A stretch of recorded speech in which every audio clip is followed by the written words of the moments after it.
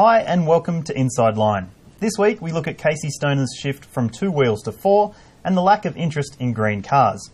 But first, a number of car makers recently signed agreements to share technology and work on new high-tech drivetrains. BMW is teaming up with Toyota, and Nissan, Ford and Mercedes are all buddying up. What do you make about this, Sal? Well, I'm excited, Matt. I think that if you take what you do best and pair it with somebody else doing something else, another component best, it can only be a win-win for the consumer. And I think the Toyota 86/BRZ is a great sign of what's to come. We're going to see more of this moving forward, I think, and especially for things like high-tech drivetrains. Fuel cells, for example, BMW and Toyota have teamed up on that, and so have Mercedes and yeah, I mean, why reinvent the wheel when you can just bring a component in? So I guess they've always been buying components in. Now it's like a visible matching of components from different. I think it's good. Then they can pull funds. That's the biggest Smart. advantage of this is they can save so much money without, if they don't have to develop a technology on their own. Right.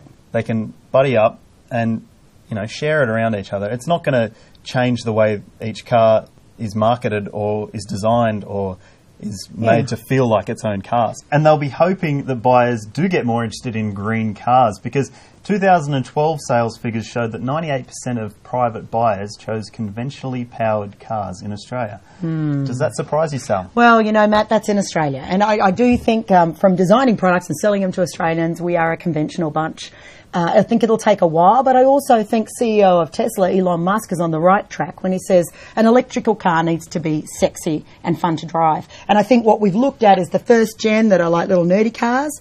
The next gen are going to be like super fast, milking the torque, awesome machines. And then the Aussies will come. I like it that you describe them as nerdy cars. They do feel like science projects, a lot of them. They feel like prototypes. They don't feel like a finished product yet. Right. And it's going to have to get to that stage where they do feel like a finished product, where if you go into a dealership and you look at an electric one and a petrol one, you're going to go, well, I don't know, that one uses a power point rather than a petrol pump. Why wouldn't I use it? And if you take a look around Europe, they're really taking up all these new technologies. We're just a little bit slower. We're pretty complacent, I think.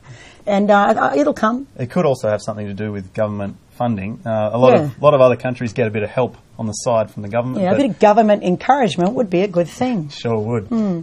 From burning not much fuel to burning plenty, former MotoGP champ Casey Stoner is switching from 2 wheels to 4. He's not the first to have done it, but will he be any good at V8 supercars? Casey Stoner's doing Bathurst in a V8 Commodore for Red Bull.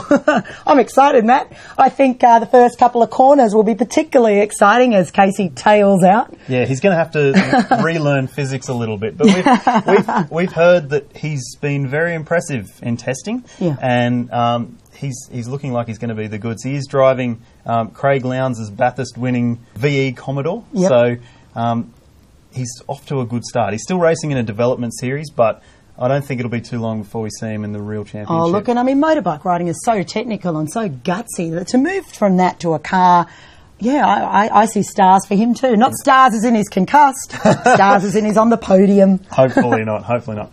And that's it this week for Inside Line. Join us next week, but in the meantime, be sure to stay up to date with all your car news and reviews at drive.com.au.